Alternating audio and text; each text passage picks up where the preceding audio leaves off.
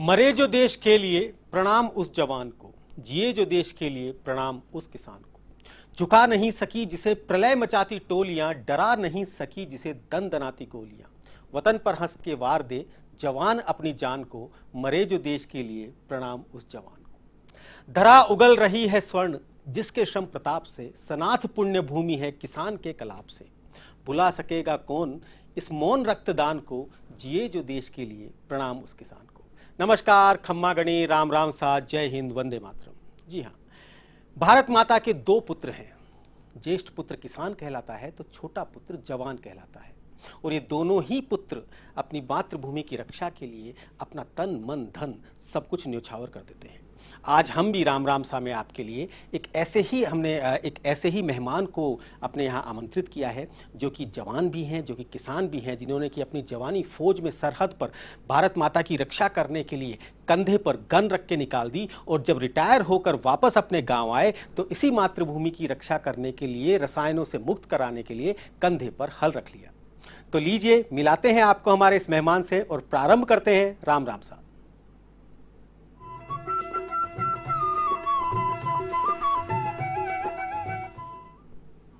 जी हाँ, जैसा कि हमने आपको बताया कि आज हम एक ऐसे मेहमान को लेकर आए हैं जो कि रसायन मुक्त खेती करते हैं, जो कि जोधपुर के बिलाड़ा के पास एक गांव से आते हैं। बताएंगे कौन सा गांव है, किस जगह वो रहते हैं। और वो उन्होंने एक मुहिम छेड़ी है कि किसी भी तरीके से मैं अपनी इस मातृभूमि को रसायनों से मुक्त करवाना चाहता हूं। अगर आप भी इनसे कुछ पूछना चाहते हैं, इनसे कोई बात करना चाहते हैं, इनसे किसी शंका का समाधान चाहते हैं, तो 0141 451 5103 पर फोन करके सीधे हमसे या हमारे एक्सपर्ट से संवाद करते हैं। सबसे पहले आइए मिलाते हैं आपको हमारे इस मेहमान से। नमस्कार बाबू खान जी। जय हिंद साहब। बहुत बहुत स्वागत है आपका हमारे इस कार्यक्रम में, जो कि किसानों को समर्पित है, जो कि उन मेहनतकश किसानों को समर्पित है जो दिन रात हमेशा अपने खेतों में लगे रहते हैं, सिर्फ इसलिए जिससे कि वो 125 करोड़ थालियां सजा सके।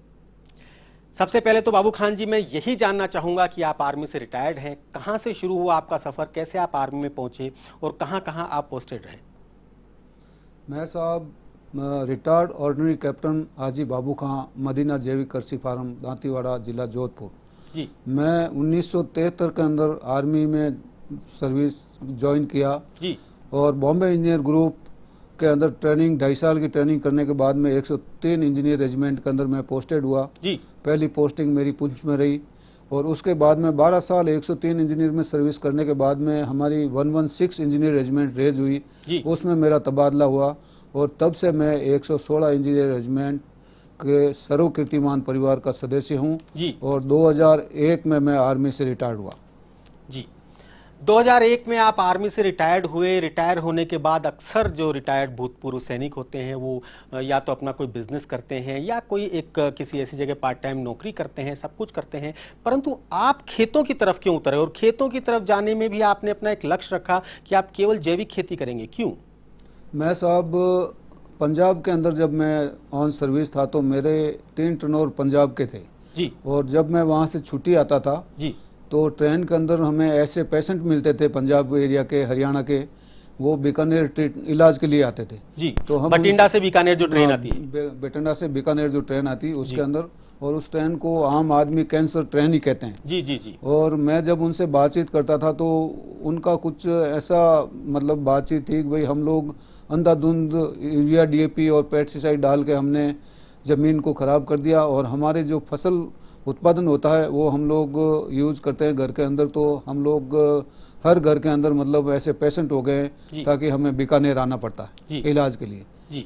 तो मैंने उसी टाइम मेरे दिल में सोच लिया था कि मैं जब भी आर्मी से सही सलामत रिटायर होकर जाऊंगा तो मैं मेरे गांव के अंदर ये यूरिया डीएपी और पेस्टिसाइड का मतलब नई के बराबर मैं यूज करने के लिए किसानों को प्रेरित करूंगा जी। और मैंने जब ये रिटायरमेंट के बाद में 2003 सितंबर के अंदर मैंने खेती शुरू किया, 2001 में रिटायर हुआ जी। फिर मैं हज के लिए चला गया, मैं और वाइफ जी। और आने के बाद में जब खेती से मैं जुड़ा तो मैंने ट्यूबवेल करवाया तो कम पानी हुआ जी, खारा पानी हुआ जी। फिर मैं उद्यान विभाग के अंदर डॉक्टर चंपावत साहब थे, उनसे मिला जी। तो उन्होंने मेरे को बोला भाई आप लैब के अंदर अपनी पानी और मिट्टी जाँच कराओ जी। तो जांच करवाने के बाद में उन्होंने बोला कि इस पानी के अंदर आप बेर, गूंदे, आंवला, अनार, कैरुंदा, कुमट ये सब लगा सकते हैं जी। तो मेरे को तो भी विश्वास नहीं हुआ फिर मैं एक गहलोत कृषि फार्म है, उनका मैं फार्म का विजिट किया। ड्रिप से उन्होंने 28 बीघे में बेर लगा रखे थे जी। हेमाराम जी गहलोत नाम था उनका जी। और मैं उनका फार्म उनके साथ देख रहा तो मेरे को तसल्ली हो गई कि वास्तव में मैं ड्रिप से बेर के पौधे लगा सकता हूँ। जी। मेरे ट्यूबवेल में पानी इतना था, 1 घंटा या 40 मिनट ट्यूबवेल चलता था जी। और वो भी जनरेटर से। जी। लाइट नहीं मिली मुझे और उसके बाद में 1 घंटा और रोकते थे तो फिर 40 मिनट 45 मिनट चलता था। जी। तो मैंने करीबन 278 पौधे लगाए बेर के, ड्रिप लगाया और उससे मैंने शुरू की अपनी खेती। तो मेरा ये था कि भाई मैं सुबह उठते ही एक दफ़े हर पौधे के पास जाता था कि मेरे पौधे में क्या बदलाव हो रहा है, पौधे के अंदर पानी पूरा पूग रहा है नहीं पूग रहा है, उसमें क्या जरूरत है, खाद कितनी डालनी है, क्या करना। मतलब सब आर्मी का जो अनुशासन था वो आपने अपने खेतों में उसी अनुशासन के हिसाब से आप काम करने लगे? आर्मी में जैसे हमारा रूटीन था, आज भी मेरे को 21 साल हो गए रिटायर हुए जी, लेकिन मैं डेली मेरा रूटीन जो आर्मी के अंदर कहते हैं ना फिजिकल फिट जी, मैं आज भी मैं अपने दिल से मतलब कहता हूँ मैं उस ऊपर वाले परवरदिगार का बहुत बड़ी मेहरबानी है जो मैं आज भी फिजिकल फिट हूँ। और मैं कारगिल वार के अंदर मैं बैटल कैजुअल्टी भी हुआ हूँ लेकिन मालिक की बहुत बड़ी कृपा मैं जल्दी रिकवर कर गया और मैं अपनी खेती को पूरा जैविक खेती के तौर पर काम में ले रहा हूँ। और मैं सरकार से, मेरे गांव के अंदर राज्य सरकार से 500 किसानों को जैविक खेती से जोड़ा था जी। तो 3 साल तक काफ़ी बेनिफिट दिया सरकार ने। लेकिन अब किसान क्या है कि थोड़े हमारे राजस्थान के जो किसान हैं इतने एक्टिव नहीं है कि जितने हम लोग फौजी आदमी सुबह से लेकर शाम तक करते हैं, इतने तो नहीं है। लेकिन तो भी हम उनको मोटिवेट कर रहे हैं, भाई नहीं कैसे भी करके आप 2.5-3 बीघा में जैविक करो, अगले साल 4 बीघा में करो, 6 बीघा में करो।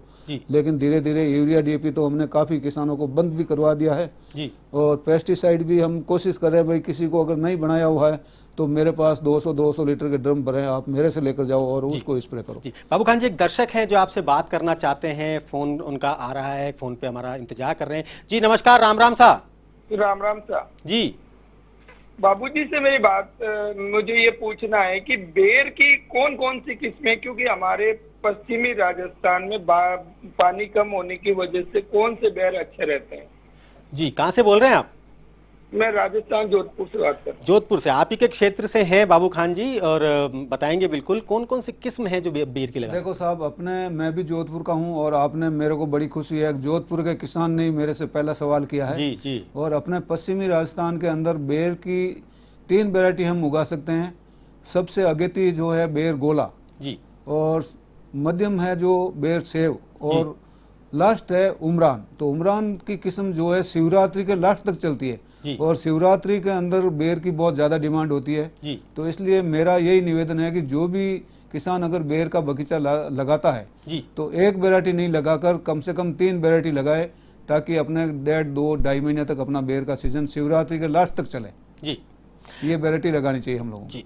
बाबू खान जी, एक बात बताइए, आप सेना से रिटायर हुए, सेना से रिटायर होने के बाद आप ऐसी जगह खेती करना चाह रहे थे जहां पानी कम था तो खारा था, उसमें आप अपनी सेवानिवृत्ति में लगे हुए मिले हुए पैसे को आप इन्वेस्ट करना चाह रहे थे, लगाना चाह रहे थे, तो लोगों ने रोका नहीं आपको? क्या कहा उस समय जब आप ये करने जा रहे थे कि खारे पानी के साथ युद्ध लड़ने जा रहे थे? देखो साहब, जब मैंने ट्यूबवेल कराकर देख लिया और उसको जब जाँच किया तो 40-45 मिनट पानी चला जी। तो मेरे जो बुजुर्ग आज गांव के अंदर कुछ मालिक के प्यारे भी हो गए जी, उन्होंने बोला बाबू खान तू बर्बाद हो जाएगा, तू हमारा कहना नहीं मानता है और खारा पानी है, इससे कुछ भी नहीं होगा जी। और मैंने उनको कह दिया कि भाई मैं अगर मेहनत करूंगा तो फल देने वाला ऊपर बैठा है जी, और मेहनत करूंगा तो फल मुझे जरूर मिलेगा जी। तो तीसरे साल मैंने जब मीटिंग करवाई कृषि विभाग से जी, और उन किसानों को बुलाया जो बोलते थे इससे कुछ नहीं होगा जी, तो उन्होंने ये बोला कि बाबू खान तूने 3 साल में ये क्या कर दिया जी। और मैंने मेरे दादाजी के हाथ की एक पितल की परात थी, उसको बोरों से भर के उनके बीच में रखी और उन्होंने बोर खाकर बहुत अचंभित रह गए। बोला ये 3 साल में यार तू इतने बोर? मैं बोला साहब मैं हता ही नहीं की है, मेहनत की है जी। ये आपकी मेहनत का फल था, जो परात आपने दादाजी की परात हाथ की थी उसे भर के लोगों के सामने रखा, है आपकी मेहनत की सफलता थी। और असल में देखिए, सफलता का मजा भी तभी है जब लोग आपको ये कहें कि आप ये नहीं कर पाओगे और आप करके दिखाते हैं। एक दर्शक इस समय जुड़े हुए हैं फोन लाइन पर, आपसे बात करना चाहते हैं जी। नमस्कार, राम राम सा। राम राम सा, राम राम सा शर्मा जी, राम राम सा। नमस्कार, आभार है आपका बहुत बहुत। पूछिए क्या पूछना चाहते हैं? बहुत बहुत आभार, इतना अच्छा कार्यक्रम ये बाबू खान साहब को बुलाया इसके लिए। मैं बाबू खान साहब को बात करना चाह रहा हूँ मैं। जी बिल्कुल, सुन रहे हैं बाबू खान जी आपकी आवाज को। हाँ, जय हिंद बाबू खान साहब। जय हिंद साहब, जय हिंद। बहुत बढ़िया साहब, आप बेर की खेती करते हैं जी। तो मैं ये जानना चाहता हूँ आपका बेर अलग क्यों है और कौन सी किस्म का है? मेरा जो बोर है साहब वो गोला किस्म का है और उसके अंदर मैं सेव भी लेता हूँ, उमरान भी लेता हूँ और आजकल थाई एप्पल की चलन ज़्यादा हो गई है तो थाई एप्पल भी मैं उगाता हूँ। और मेरे एक बेर के पौधे के ऊपर कम से कम 21 तरह की वैरायटी के एक ही पौधे पर बेर लगते हैं, जो वो एकदम मेरे घर के फार्म हाउस के सामने है।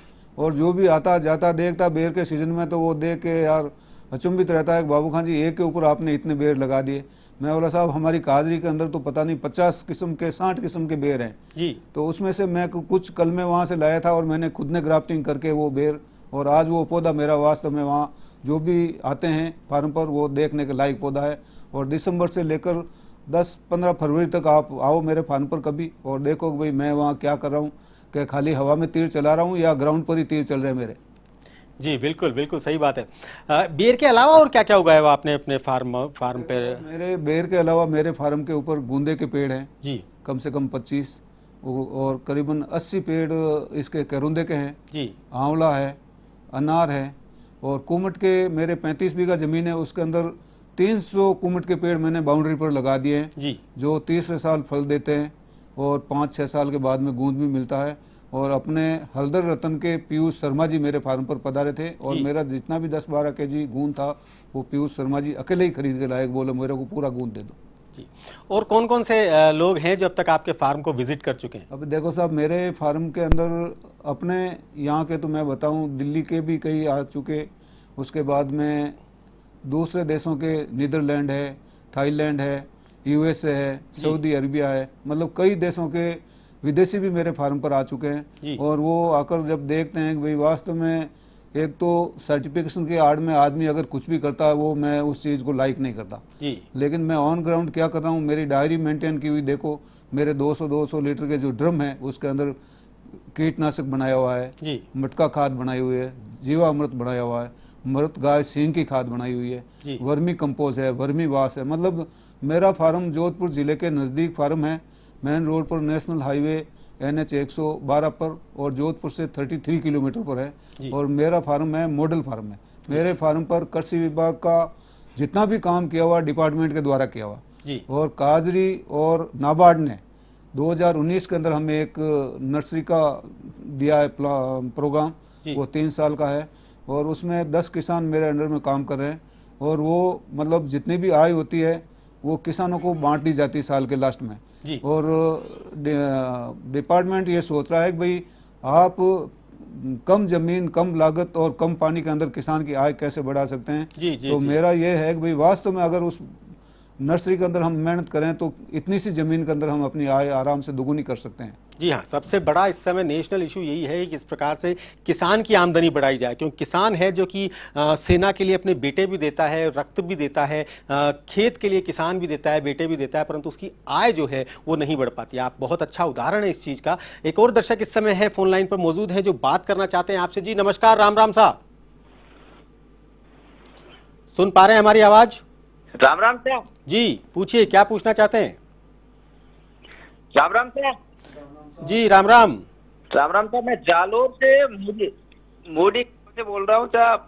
जी पिंटू जी। पिंटू जी सर, सबसे पहले तो आपको बधाई देना चाहूंगा सर। आपका प्रोग्राम देखने के लिए हमेशा हम इच्छुक रहते हैं कि कब आपका ये प्रोग्राम शुरू हो और कब हम किसान भाई जो है 10-12 लोग साथ में बैठ के वो प्रोग्राम देखें।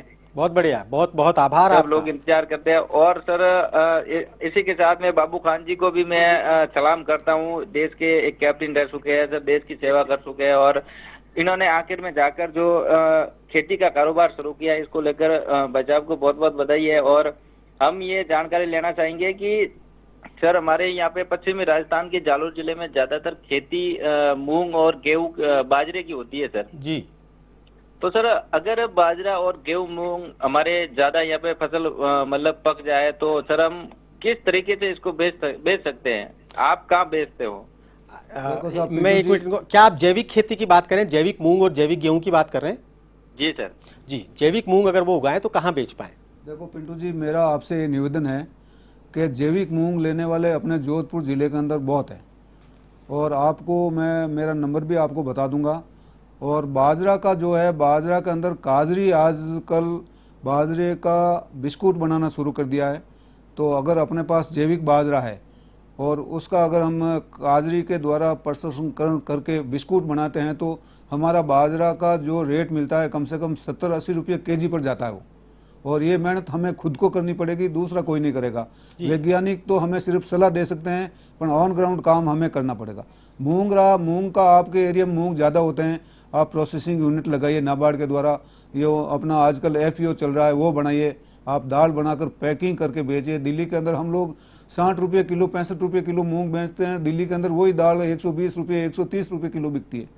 तो हमें मेहनत, हमें सब अगर समूह बनाकर करेंगे तो हम इस काम के अंदर हमारा मंजिल तक हम आसानी से पहुंच जाएंगे। बाबू खान जी, आपको कहीं बेचने जाना पड़ता है या बायर आप ही के खेत पे आते हैं? मेरा शर्मा जी ऐसा है कि मेरा जो फार्म जोधपुर के नज़दीक है, और जो भी जोधपुर से जयपुर आता है जी, जब वो बोर्ड देख के एक दफ़े वहाँ अपने गाड़ी के ब्रेक जरूर लगाता है जी, और वो अंदर आकर मेरा सारा कुछ देखता है कि भाई आप क्या कर रहे हैं क्या नहीं कर रहे हैं जी। और मेरा जो फसल उत्पादन है मेरे को कहीं ले जाने की ज़रूरत नहीं है। डिमांड मेरे पास पहले ही आ जाती है, लेकिन मैं उनकी डिमांड ही पूरी नहीं कर पाता हूँ। तो जितना भी मेरे पास है सभी को थोड़ा थोड़ा मेरी तरफ से जितना भी अवेलेबल हो जाए मैं देता हूँ उनको। जी, बिल्कुल सही बात है। अगर आप इस मातृभूमि को, अपनी धरती माँ को अगर आप रसायनों से मुक्त रखेंगे, अगर उसकी जो कोख है जो कि उजड़ रही है रसायनों के कारण, उसको अगर आप सुरक्षित रखेंगे तो ये धरती माता आपको छप्पर फाड़ कर देगी। बाबू खान जी उसका एक जीवंत उदाहरण है। राम राम।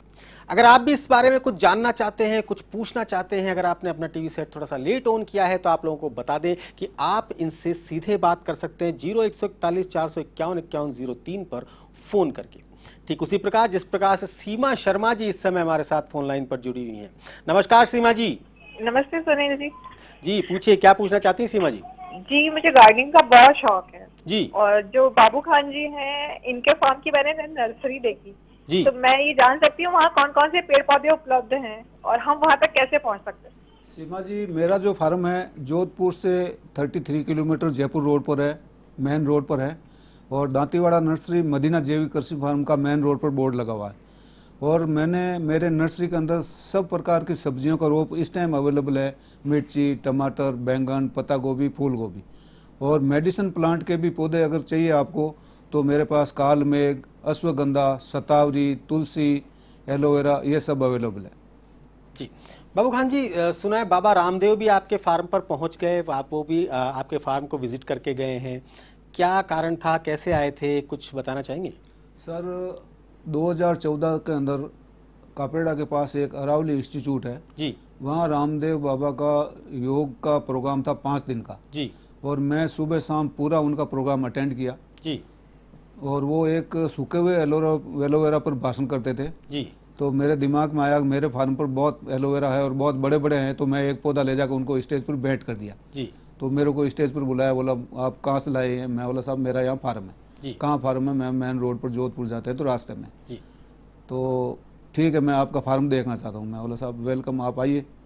तो मेरे फार्म पर वो आए, गाड़ी से नीचे नहीं उतरे, मेरे घर के सामने मेन गेट पर दोनों साइड में तुलसी के पौधे लगे हुए थे जी, और बाकी खूब पेड़ पौधे लगे हुए थे फूलों के ऐसे खूब। तो उन्होंने गाड़ी से नीचे नहीं उतरा और मेरी विजिटर बुक के अंदर उन्होंने लिखा, शुभकामनाएं लिखी और बोला बाबू खान जी आपके फार्म पर सब है लेकिन एक चीज़ नहीं है। मैं बोला साहब क्या नहीं है? आप हुक्म करें, लगा देंगे हम। तो उन्होंने बोला कि भाई आपके जितने भी नीम के पेड़ है इसके ऊपर गिलोई होनी चाहिए। जी, मैं दूसरे दिन ही जोधपुर गया और सब जगह से जहाँ भी मेरे को गिलोई के पौधे मिले हर एक नीम के ऊपर गिलोई के पौधे लगा दिए। और आज इस कोरोना काल के अंदर मैंने गिलोई और तुलसी की फ्री सेवा की, मैंने किसी से पैसा नहीं ली। और गिलोई में जब ज़्यादा होती है तो उसको सोलर ड्राइव के अंदर सुखाता हूँ। तो वैद लोग मेरे से पहले तो 50 रुपये केजी खरीदते थे, लेकिन कोरोना काल के अंदर उन्होंने 100 रुपये अपनी मर्जी से दिए। बोला बाबू खान जी नीम गिलोई कहीं नहीं मिलती, गिलोई तो कहीं मिल जाती है जी, लेकिन नीम गिलोई नहीं मिलती। तो ये उनका मेरा एक संदेश था और मैं उनके एक संदेश छोटा के सा ऊपर टिप चला। आपको देके गए और उस टिप से आपको मैं उस टिप से काम कर रहा था। जी। आप बात कर रहे हैं जैविक खेती की, क्योंकि जब आप आए थे, सेना से रिटायर होकर आए थे, मन में आपके था कि आप जैविक खेती करेंगे, परंतु जैविक खेती को आप इस तरह से नहीं कर सकते, उसके लिए किसी न किसी व्यक्ति की ज़रूरत होती है जो कि आपको सिखाते हैं। तो कौन थे डिपार्टमेंट में, कौन कौन लोग हैं जिन्होंने आपको जैविक खेती के लिए प्रोत्साहित किया और आपको टिप्स दिए?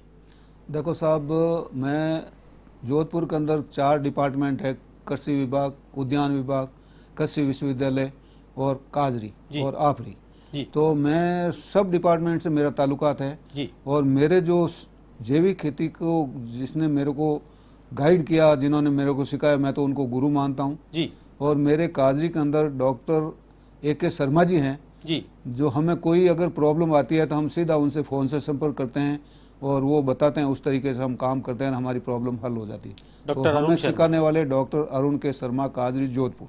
जी। एक आवाज हम आपको सुनाते हैं, पहचानिएगा कौन है। नमस्कार, राम राम साहब। राम राम सर, राम राम। अरे वाह डॉक्टर साहब, जय हिंद, जय हिंद।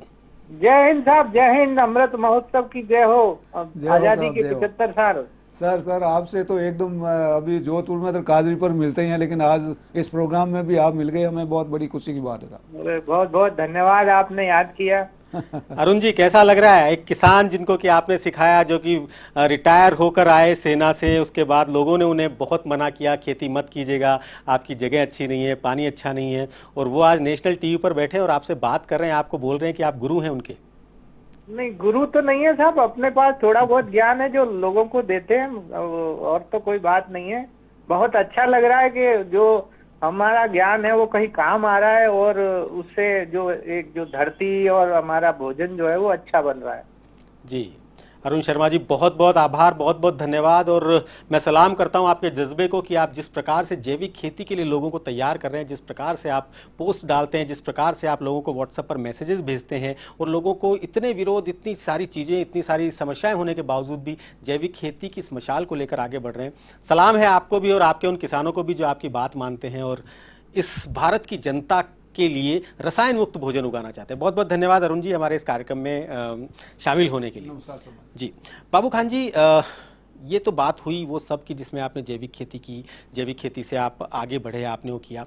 क्या है आपके आगे के क्या प्लान है, फ्यूचर प्लान्स क्या है? मेरा आगे का प्लान ये है साहब कि आज पूरा वर्ल्ड जी ऑक्सीजन की समस्या से जूझ चुका है जी और उस मुसीबत को हम लोग झेल चुके हैं जी लेकिन मेरा जहाँ तक आगे का प्लान है कि हर किसान, हर मानव जाति जी और जो भी सिटी में रहता है चाहे गांव में रहता है, जी कम से कम अपने परिवार के अंदर जितने सदस्य जी। हैं उतने हर साल पेड़ लगाएं और वो ऑक्सीजन हमें अपने हाथों के अंदर है, कहीं से बाहर से मंगाने की ज़रूरत नहीं। हम ऑक्सीजन के लिए पेड़ लगाएंगे तो हमारे आने वाली जो जनरेशन है जी। उनके लिए हम कुछ न कुछ छोड़ के जाएंगे। नहीं तो जो मुसीबत हम देख रहे हैं, मैं तो ये सोचता हूँ वो मुसीबत हमारी नई जनरेशन ना देखें। पेड़ लगाए, पेड़ लगाने का फ़ायदा जल, जंगल, जमीन, जानवर, जनसंख्या सब में सुधार होगा।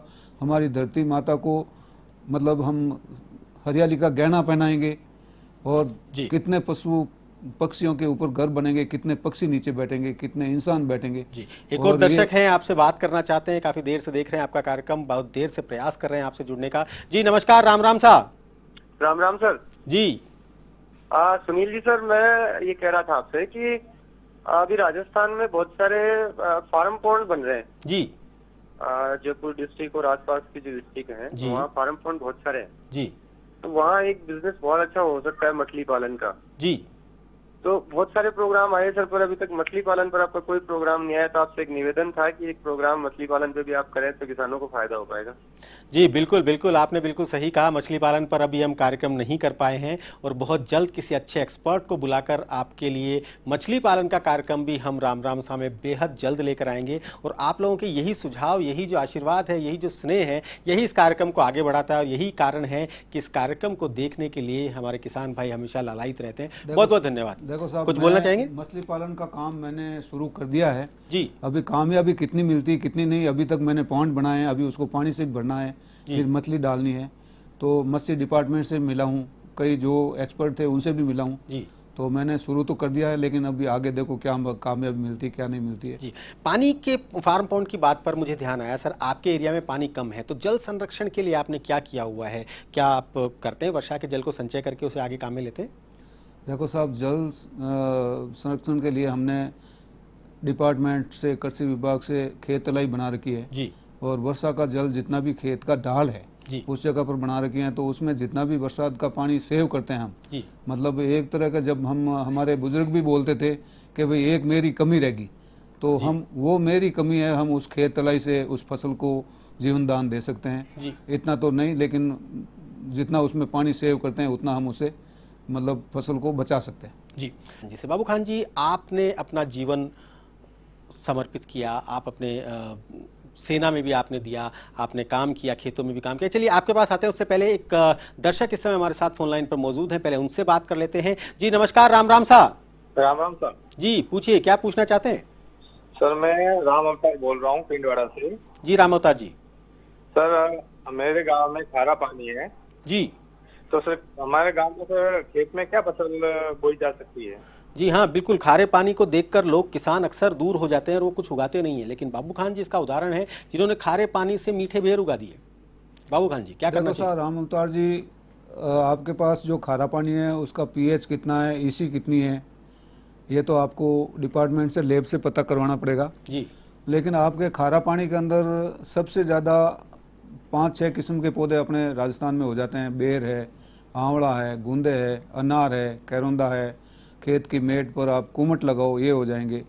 और खारा पानी के अंदर अभी मैं भी एक शुरू करने जा रहा हूँ, मच्छी का तालाब, उसमें झींगा मच्छी समुद्र के खारे पानी के अंदर होती है और अपने पास खारा पानी है तो झींगा मच्छी उसमें हो सकती है जी। लेकिन मैं आपसे यही निवेदन करूँगा, पहले मच्छी विभाग से आप मिलें, अपनी पानी की जांच रिपोर्ट बताएं, उसके बाद में भी अगर मच्छी पालन का शुरू करता है तो पहले ट्रेनिंग लें, उसके बाद में शुरू करें। राम अवतार जी, तो ये पौधे खारा पानी में आप लगा सकते हैं।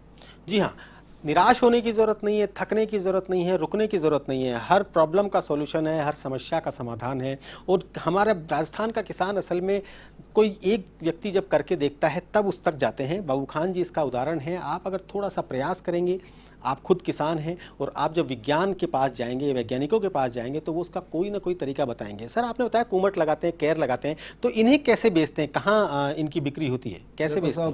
कैर, कुमट और सांगरी, उसकी इतनी डिमांड है जी कि अपने देश के अलावा विदेशों में जाती है जी। और पचकुटा की सब्जी बनती है। जब अपने यहाँ ठंडा ठरिया माता जी का त्यौहार आता है जी जी जी, तो उस टाइम अपने इधर भी बादाम से महंगा ये चीज़ें मिलती है जी। और दिल्ली FSSI के अंदर एक मीटिंग हुई थी तो पूरे हिंदुस्तान के 12 किसान बुलाए थे, उसमें से दांतीवाड़ा से हम 2 किसान गए थे जी। और उनके CEO से मेरा यही निवेदन हुआ, मैवला साहब, कैर, सांगरी और कुमट आपका जो सिलेबस है उसके अंदर FSSI के अंदर जोड़ा जाए जी। और ये पूरा मतलब डिफॉल्ट ऑर्गेनिक है, इसमें तो कोई इन्हें हम दवाई सुखाकर नहीं, बेचते हैं आप? हाँ, कोई दवाई नहीं डालते हैं, कुछ नहीं डालते हैं। और इसको हम जब सीजन आती है तो इनको तोड़ के सोलर ड्राइव के अंदर सुखाकर फिर हम इसको बेचते हैं और हमें अच्छा मुनाफा मिलता है। और हम आसपास के गांव के सांगरी, कैर, सांगरी, कुमट के ऊपर कोई दवाई नहीं डालते जी। तो जो बेचने वाले होते हैं उनसे हम खरीद भी लेते हैं और फिर उसको हम सुखाकर और अच्छा पैकिंग करके फिर उनको मार्केट में बेचते हैं। जी, एक और दर्शक हैं इस समय जो कि फोन लाइन पर मौजूद हैं, बात करना चाहते हैं आपसे। जी नमस्कार, राम राम साहब। नमस्कार जी, राम राम जी। जी पूछिए, क्या पूछना चाहते हैं आप? सर मैं ये पूछना चाहता हूँ, जो खेती में हम जनरली जो नालियों में घास को साफ करने के राउंडअप यूज करते हैं, उसका अल्टरनेटिव बताएं सर, ऑर्गेनिक अल्टरनेटिव। जी, खरपतवार को साफ करने के लिए। खरपतवार को साफ करने के लिए सर ऐसा है, एक तो अपने को वक्त पर निराई गुड़ाई करनी पड़ेगी और अभी तक ऑर्गेनिक के अंदर ऐसी कोई दवाई तैयार नहीं हुई है जो हम उससे दवाई से खरपतवार को हटा सके। उसमें तो आपको मेहनत ही करनी पड़ेगी, हाथ से निकालना पड़ेगा, गुड़ाई करनी पड़ेगी। और गेहूं अगर आप बोते हैं तो गेहूं बोने के तीसरे दिन जो मंडी के अंदर ताज़ी हल्दी आती है जी। उसका आप अर्क बनाकर तीसरे दिन गेहूं 5वें 6ठे दिन उगता है। कचरा जो है ये गोइला वगैरह राजस्थान में हम कहते हैं, चील वगैरह, ये तीसरे दिन उग जाती है। अगर आप उसके ऊपर वो स्प्रे करेंगे तो हद तक मतलब उसका खरपतवार का कंट्रोल हो सकता है। जी बाबू खान जी, आप से मैं पहले पूछने वाला था, फिर एक दर्शक का फोन आ गया। आप पूरी तरह से समर्पित हैं खेती को। आपकी जो अगली पीढ़ी है वो उन्हें आप क्या कर रहे हैं, वो क्या कर रहे हैं, आपके साथ देते हैं, क्या करते हैं? देखो साहब, मेरे 3 लड़के हैं जी। 2 लड़के मेरे आर्मी में हैं, एक लड़का अभी 1.5-2 साल में रिटायरमेंट होने वाला है जी। एक की 14 साल सर्विस हो गई है, और एक बड़ा बेटा मेरा है वो प्राइवेट में जॉब कर रहा है, लेकिन जैसे भी उसको समय मिलता है जी। वो मेरी मदद के लिए खेत में आ जाता है जी। मेरी वाइफ भी मेरे साथ पूरी मतलब है, तो एक्चुअली वो पेशेंट है डायबिटीज़ के जी। लेकिन जैसे भी उनकी हालत है मेरे साथ मदद करते हैं और मेरे साथ कंधे से कंधा मिलाकर मेरे साथ खेती में सहयोग करते हैं जी। और मेरे पोते भी बड़े बड़े हैं, वो भी जब उनको समय मिलता है तो वो मेरे पास आ जाते हैं। और उनको बताया हुआ है अभी 15 अगस्त के दिन कम से कम 1000 नीम के पेड़ आप लोगों ने थैलियां में भरने, और 15 अगस्त को सब बच्चे आएंगे खेत में और नीम की निम्बोली से हम कम से कम 1000 पेड़ थैलियों के अंदर भरेंगे। जी। और कहाँ है आपकी पोस्टिंग, क्योंकि अभी कार्यक्रम अपने चरम पर है, समय कम है, मैं चाहूँगा आप बताएं कि कहाँ पोस्टिंग रही आपकी आर्मी की नौकरी के दौरान? सर मैं पूना, मेरा हेडक्वार्टर था बॉम्बे इंजीनियर ग्रुप, वहाँ 2.5 साल ट्रेनिंग करने के बाद में मेरी फर्स्ट पोस्टिंग हुई 103 इंजीनियर रेजिमेंट 93 फील्ड कंपनी जो पुंछ के अंदर थी जी। तो हम पहली पोस्टिंग मेरी पाकिस्तान बॉर्डर पर पुंछ पर रही। उसके बाद में हम ग्वालियर आ गए, फिर हम नथुल्ला बॉर्डर जिसको कहते हैं चाइना वाला जी। जो बीच में एक दीवार है, इस साइड में चाइना है जी। और दूसरी साइड में हम लोग हैं, तो एकदम मतलब हम क्लोज थे। लेकिन उस टाइम माहौल ये आतंकवादी मिलिटेंसी वगैरह उस टाइम नहीं थी साहब जी। बहुत शांत वातावरण था। पुंछ के अंदर हम लोग सिविल ड्रेस में घूम रहे थे और आज अपने जोधपुर या जयपुर के अंदर भी आर्मी सिविल ड्रेस में नहीं घूमती, वो भी गन लेकर घूमती, तो कुछ माहौल ऐसा था। नथुला दरारा, उसके बाद में 12 साल 103 में सर्विस करने के बाद में 116 इंजीनियर रेजिमेंट नई रेज हुई, उसमें चले गए हम लोग। तो वहाँ से हम जैसे पूरी यूनिट वहाँ रेज हो गई तो हम लोग वहाँ से सीधा श्रीनगर गए। श्रीनगर से हम लोग कारगिल के अंदर जो आर्मी का लोकेशन वो हम लोगों की हमारी यूनिट ने बनाया, हम लोगों ने वहाँ खूब काम किया। फिर लद्दाख में ले, लद्दाख से आगे थोवाइस एयरपोर्ट है वहाँ हम लोग रहे। उससे आगे एक तुर्तुक गांव है 87 के अंदर ब्रास टैक ऑपरेशन हुआ था, उसमें हमें टास्क मिला था 5 किलोमीटर जो रोड थी जहां 80 ट्रैक खच्चर चलने का रास्ता था उसको हम लोगों ने बारूद लगाकर तोड़ के आर्मी की गाड़ियां पार करके तुर्तुक तक हमने गाड़ियां पार की। उसके बाद में हम लोग वहां से नीचे आए और हमें भी पता नहीं था ऑपरेशन ब्रास टैक के अंदर हम लोग कहाँ जाना है। जब हम लोग पूरी गाड़ियाँ हवाई जहाज़ों के अंदर हमें जेसीबी डोजर सब लोड हो गए, जहाँ उतारा तो हमें पता लगा कि भाई हम लोग यहाँ पहुँचे। मतलब इतना सीक्रेट ऑपरेशन था वो एकदम। जी हाँ, मतलब काफ़ी अच्छी आपकी कारगिल वार के अंदर भी मैं 26 राष्ट्रीय राइफल में था जहाँ पर इंजीनियर के टोटल 25 आदमी होते थे और जब तक हम रोड क्लियर नहीं करते थे तब तक कोई आर्मी की गाड़ी यहाँ से मूव नहीं होती थी। पहली गाड़ी मेरी जाती थी, मेरे साथ आदमी होते थे, हम रोड क्लियर करके सिग्नल देते थे कि भाई रोड क्लियर है, जब दूसरी गाड़ियाँ वहाँ से रवाना होती थी। तो ये हम लोगों ने पूरी सर्विस के दौरान में मतलब जहाँ जहाँ काम किया और काम किया हमने ऐसी ईमानदारी से कि हमने कभी सोचा ही नहीं था हमारी ज़िंदगी में भी हमें इतना प्रमोशन आर्मी के अंदर मिलेगा, लेकिन मेहनत हमारी और ईमानदारी काम आई और हमें आर्मी का सारा प्रमोशन लेकर हम रिटायर हुए। जी, बहुत अच्छा आप काम कर रहे हैं, बहुत अच्छी आप लोगों को सलाह दे रहे हैं। हमारे टीवी पर बैठे किसान भाइयों को क्या कहना चाहेंगे जैविक खेती के बारे में? मेरा किसान भाइयों से, पूरे देश के किसान भाइयों से मेरा निवेदन है, राजस्थान के तो हैं ही हम लोग जी, तो भाई आप कम से कम, मैं ये नहीं कहता कि आप 40 बीघा जमीन एक साथ जैविक करो जी, आप कम से कम स्टेप बाई 2.5 बीघा 3 बीघा आधा हेक्टर एक बार करो, फिर अगले साल पूरा हेक्टर करो। ऐसे करते करते आप इस ज़मीन को जहर मुक्त करें, रसायन मुक्त करें। यूरिया DAP की जगह पर आप, मेरा ये निवेदन है कि जो भी जैविक खेती करता है उसके पास देसी नस्ल की गाय होना बहुत ज़रूरी है जी। गाय के गोमूत्र के अंदर 21 तत्व होते हैं और गोबर के अंदर 12 तत्व होते हैं। आपको कोई भी पौष्टिक तत्व बाहर से लाने की ज़रूरत नहीं होती अगर उस तरीके से हम काम करें तो। और दूसरी बात रही, हमारे देश के अंदर जितने भी त्यौहार आते हैं उन त्यौहार का जैविक खेती के अंदर बहुत बड़ा महत्व है जी। आका तीज आती है, आका तीज के ऊपर हमारे बुजुर्ग आका लेकर खेत में जाते थे, लेकिन हम उस चीज़ को भूल गए हैं। तो आपके पास जो बीज हैं उसको आप 100 दाने गिन के ज़मीन में आका तीज के दिन बोए और आप आजमाए भी मेरे 100 में से कितने दाने उगे हैं, मेरा बीज कितना % सही है जी। और दूसरी बात रही, आका तीज के बाद में रक्षाबंधन आता है। रक्षाबंधन के अंदर आपके खेत के अंदर अच्छा पौधा है, उसको जाके राखी बांधो, उसका बीज अलग से तैयार करो ताकि आपको कोई बाजार से लाने की जरूरत नहीं। आपका खुद का बीज होगा, आपकी ज़मीन के अंदर पैदा किया हुआ बीज होगा, तो आप विश्वास के साथ कह सकते हैं कि ये मेरा ऑर्गेनिक है। जी हाँ, बिल्कुल। हम अगर पुरानी परंपराओं के हिसाब से चलते रहें तो शायद हमें इतनी परेशानी नहीं हो। जो जैविक खेती हमारे दादा परदादा किया करते थे, बुजुर्ग किया करते थे, उसी जैविक खेती को आज सीखने के लिए हमें यूट्यूब पे जाना पड़ता है, किसी इंस्टीट्यूट में जाना पड़ता है। ये विडंबना ही है, परंतु ठीक है, अब धीरे धीरे भी जिस तरह से जागृति आ रही है उस प्रकार से किसान यदि जैविक खेती की तरफ जाएँ तो वाकई में जितनी भी इस तरह की बीमारियाँ हैं उनसे हमें बहुत जल्द छुटकारा मिलेगा। बहुत बहुत धन्यवाद कैप्टन बाबू खान जी, आप आज हमारे स्टूडियो में पधारे। और बहुत बहुत धन्यवाद आप सभी किसान भाइयों को जो हमारा कार्यक्रम लगातार देखते रहते हैं।